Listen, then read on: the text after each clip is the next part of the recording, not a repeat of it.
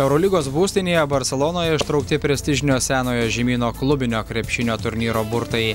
Savo varžovus sužinojo daugkartiniai Lietuvos čempionai Kauno Žalgirio krepšininkai, rungtyniausiantys B grupėje kartu su Atėnų Panathinaikos, Maskvos CSKA, Malagos Unikaha, Bambergo Braus Basket ir Zagrebo Zagreb ekipomis. Krepšinio ekspertas Šarūnas Sakalauskas džiaugiasi, kad Lietuvos žiūrovai sulauks įdomaus krepšinio. Gera grupė, stiprių komandų yra ir įdomaus krepšinio matys Lietuvos žiūrovai. Bet kada pirmam etape tarp 24 komandų pogrupį turi stipres komandas kaip Panathinaikosas, kaip Maskvos CSKA, tai tikimybė, kad tarp stipriausių 16 ir tarp stipriausių 8 komandų tu jau negausi jų. Tai reiškia, reikia iš grupės išeiti. Iš grupės, aš gerbiu visas komandas Eurolygoje, bet kaip Zadarą, kaip Brose Bamberg, kaip Unikają, turėtume apžaisti, o su grandais, Panathinaikos ir CSKA, jeigu 1-1 sužaisim gerai. Taigi gražus krepšinis ir matau geros perspektyvos eiti tolyn. A grupiai turbūt reiktų skirti Fenerbahče Ülker komandą, kuri tikslą turbūt savo kelią patekti į finalinį ketvertą. Ir labai gerai, kad Žalgiris kituose etapuose išvengs A grupės komandų.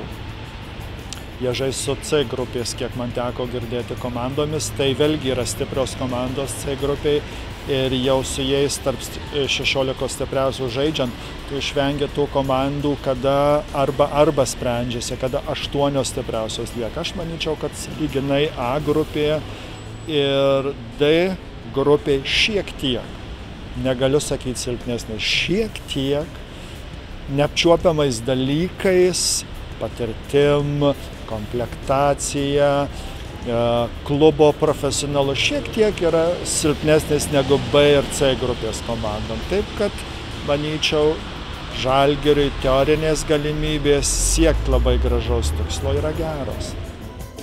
Kauno Žalgirio krepšininkas Tadas Klimavičius mano, kad visi varžovai veikiami ir kviečia visus palaikyti Kauno Žalgirį naujoje arenoje. Iš tikrųjų, kažko panašaus ir tikėjomės, bet,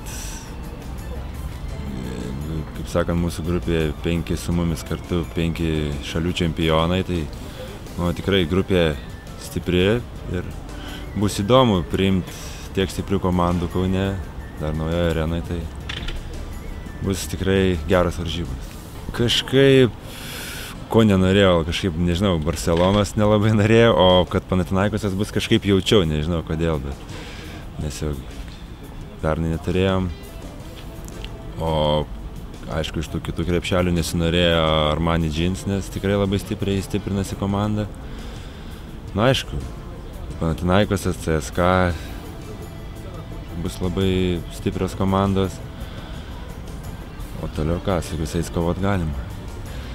Žalgiris išlaikė daugumą žaidėjų ir pasistiprinom Robertui Javtoku, taip kad, manau, ir mes nenusileisim jiem.